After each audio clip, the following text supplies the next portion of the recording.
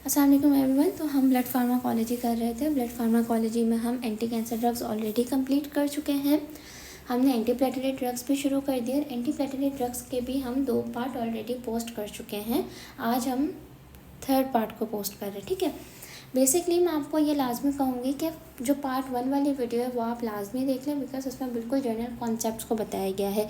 और जब तक आपको जर्नल या मेन कॉन्सेप्ट नहीं पता होगा, आपको बेसिक्स पता नहीं होंगी, आप टॉपिक्स की डिटेल में नहीं जा पाएंगे अच्छे से। ठीक है, तो आज हम एडीपी रिसेप्टर्स एंटागोनिस्ट पढ़ रहे हैं।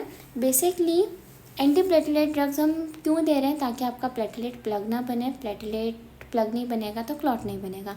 ठीक है, और प्लेटलेट प्लग बनने के लिए प्लेटलेट्स की एग्रीगेशन होना इज़ वेरी इंपॉर्टेंट। प्लेटलेट्स की एग्रीगेशन 2 मॉलिक्यूल्स या 2 चीज़ों से होती है। ठीक है, एक हमारा एडीपी है और दूसरा हमारा थ्रोम्बोक्सिन A2 है।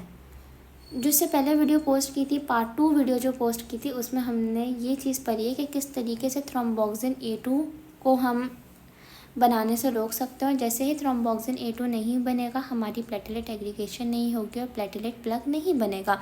इस वीडियो में हम ADP के रिसेप्टर को इनहिबिट कर रहे हैं। जैसे ही ADP का रिसेप्टर इनहिबिट हो जाएगा, प्लेटलेट एग्रीगेशन नहीं बनेगी और प्लेटलेट प्लग नहीं बनेगा। तो बेसिकली हमारे पास एडीपी रिसेप्टर एंटागनिस्ट में बहुत सारी ड्रग्स आती हैं। सबसे पहले हमारे पास क्लोपिडोग्रल है, which is a pro drug. इसको एक्टिव ड्रग में तब्दील होना पड़ता है। प्रासुग्रल है, टाइक्लोपिडीन है। टाइक्लोपिडीन हमारी एक बहुत पुरानी ड्रग है, अब हम इसको यूज़ भी नहीं करते बिकॉज ये बहुत ज़्यादा टॉक्सिक ड्रग है।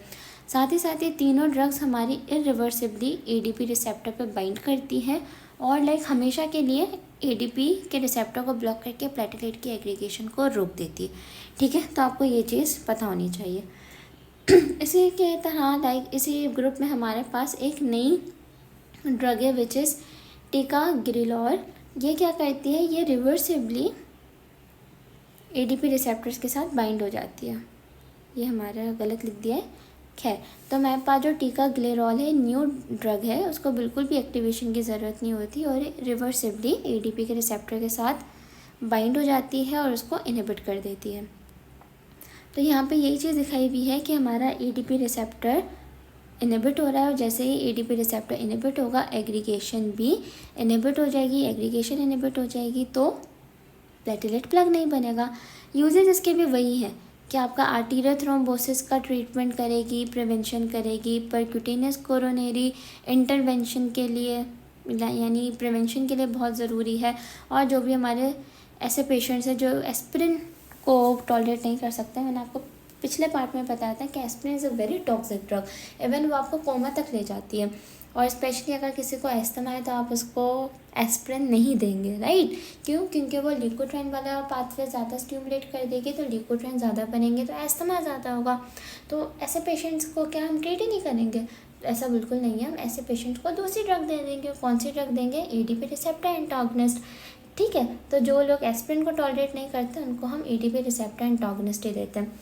अच्छा, अगर आपके पास कोई ऐसा पेशेंट आया है जिसकी कोरोनरी आर्टरी बंद हो गई थी, ठीक है, आपने उस पर स्टेंट वगैरह लगा के उसको सही कर दिया, आप उसको घर भेज रहे हैं कि अब आप घर जाओ, तो आप प्रिस्क्रिप्शन लिख के भेजते हैं ना, आप ऐसी दवाइयाँ लिखते हैं कि वो वापस से थ्रोम्बस ना बन जाए आर्टरी में, वापस से आर्टरी ब्लॉक ना हो जाए।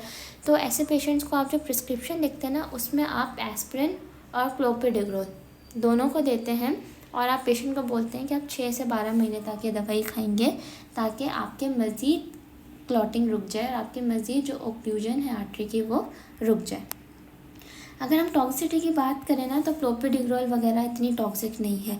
जो पुरानी ड्रग है ना टाइक्लोपिडीन, ये बहुत ज़्यादा टॉक्सिक होती है और अब हम इसको यूज़ नहीं करते क्योंकि इतना ज़्यादा थ्रोम्बोसाइटोपिनिया, न्यूट्रोपिनिया, ब्लीडिंग और थ्रोम्बोटिक थ्रोम्बोसाइटोपिनिक परपीरा करा देती है कि पेशेंट और परेशान हो जाता है। तो अब इस ड्रग को हम नहीं देते। यहाँ पे हमारा एडीपी रिसेप्टर एंटागनिस्ट भी कंप्लीट होता है। बहुत आसान सी बात थी कि एडीपी रिसेप्टर बंद हो गया तो प्लेटलेट एग्रीगेशन नहीं हो रही, तो क्लॉटिंग नहीं हो रही।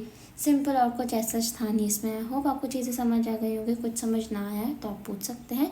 नेक्स्ट में हम एक और ग्रुप को जल्दी से कंप्लीट कर देते हैं।